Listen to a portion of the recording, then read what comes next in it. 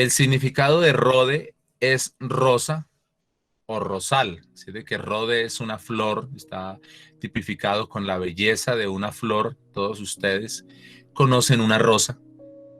Eh, eso es lo que significa. Rosa, Rode, fecha en que actuó Rode, es una fecha más o menos aproximada del año 44 de nuestra era o después de Cristo. Se puede decir de ambas maneras. La edad que tenía esta joven cuando actuó es una edad aproximada.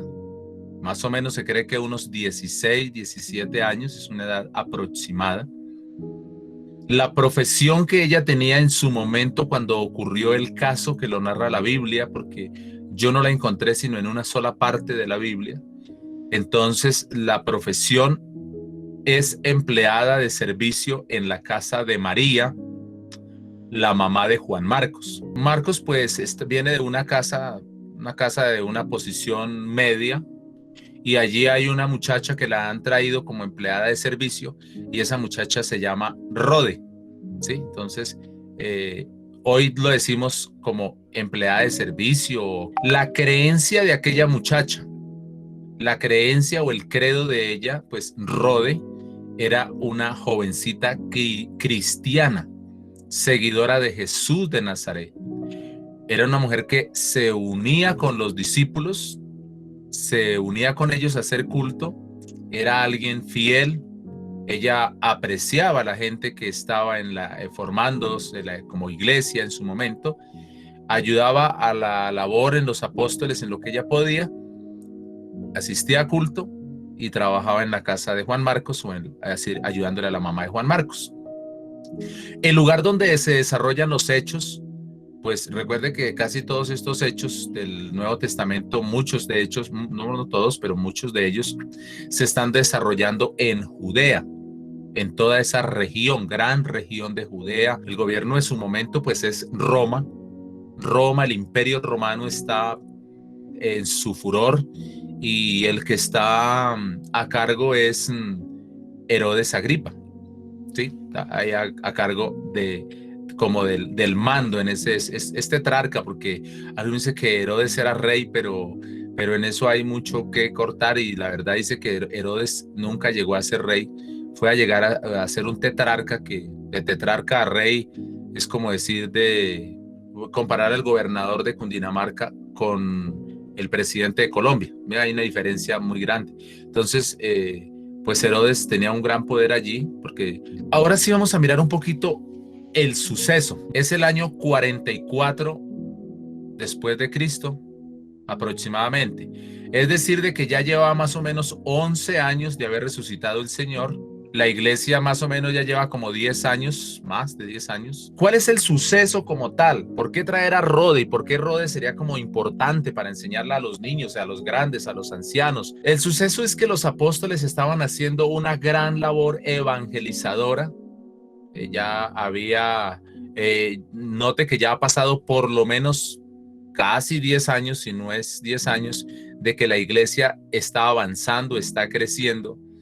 Entonces, ya para aquel tiempo, Herodes Agripa estaba gobernando, lo mandó llevar al apóstol Santiago, ¿sí?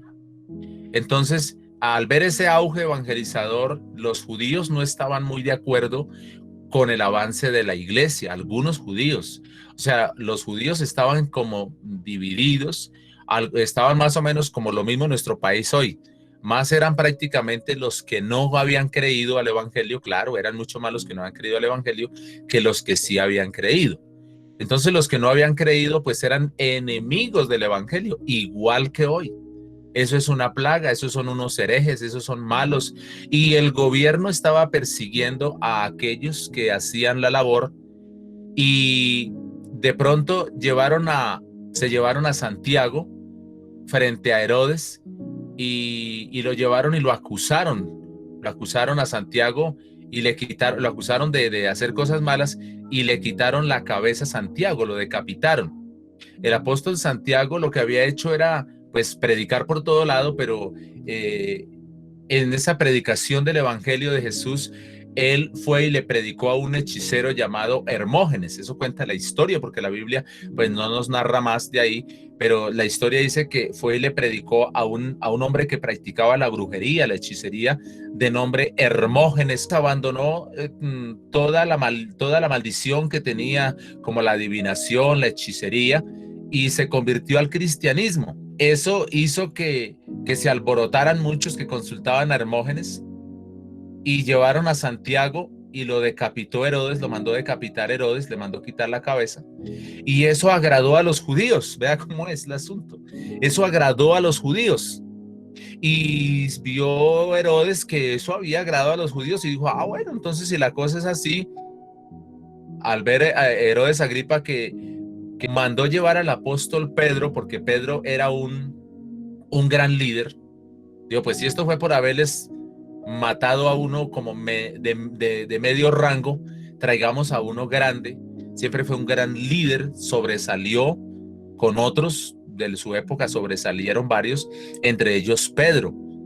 Entonces dijo, ¿qué dijo Herodes? Dijo, voy a recoger a este y también, y lo voy a encarcelar y lo voy a pasar a la horca, lo voy a matar, le voy a hacer lo mismo que le hice a Santiago. Entonces se lleva a Pedro y lo encarcela y lo va a decapitar. Pero un día antes de decapitarlo, un día antes de pasarlo al patíbulo, entonces ocurre algo grande y lo vamos a leer textualmente en el libro de los Hechos, capítulo 12. Habiéndole tomado preso, le puso en la cárcel, entregándolo a 4 grupos de 4 soldados cada uno, es decir, a 16, ¿verdad? Para que le custodiasen, y se proponía sacarle al pueblo después de la Pascua. ¿Y para qué lo iba a sacar? Para matarlo. Hechos 12:5. Así que Pedro estaba custodiado en la cárcel, pero la iglesia hacía sin cesar oración a Dios por él. Note y tenga muy en cuenta esto. La iglesia hacía sin cesar, es decir, que era una cadena de oración constante a Dios por él. ¿Para qué? Para que lo liberara. Vamos en el versículo 6. Cuando Herodes le iba a sacar, aquella misma noche estaba Pedro durmiendo entre los soldados, entre 2 soldados. Así que lo tenían ahí, mejor dicho, custodiado. No era porque le estaban dando calor, no era para que no se les volara. Sujeto con 2 cadenas, ahí está el asunto. Y los guardas delante de la puerta custodiaban la cárcel. Versículo 7. He aquí que se presentó un ángel del Señor y una luz resplandeció en la cárcel. Y tocando a Pedro en el costado, le despertó diciendo, levántate pronto. Y las cadenas se le cayeron de las manos. Hechos 12:8. Le dijo el ángel, cíñete y átate las sandalias. Y lo hizo así. Y le dijo, envuélvete en tu manto y sígueme. Hechos 12:9. Y saliendo le seguía, pero no sabía que era verdad lo que hacía el ángel, sino que pensaba que veía una visión. 12:10.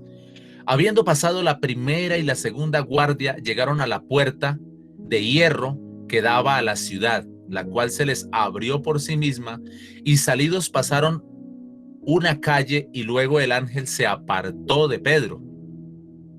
Versículo 11. Entonces Pedro, volviendo en sí, dijo, ahora entiendo verdaderamente que el Señor ha enviado su ángel y me ha librado de la mano de Herodes y de todo lo que el pueblo de los judíos esperaba.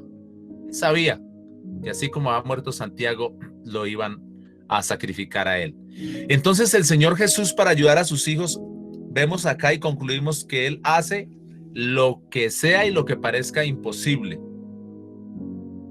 Envía a un ángel o a un ejército de ángeles, los que sean necesarios, para librar, para guardar a quien está clamando de corazón o por una de esas causas.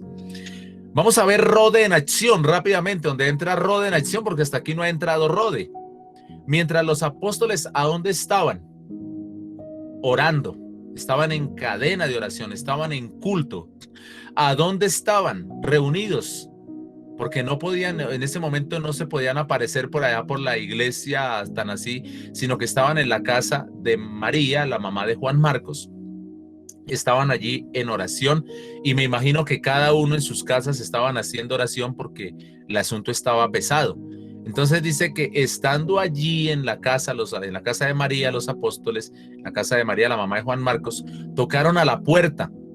Y Rode, como era la muchacha que hacía los servicios, que iba y hacía y abría y cerraba, entonces muy juiciosamente se va a ver quién es el que está tocando a la puerta, y cuando llega y dice ¿quién es?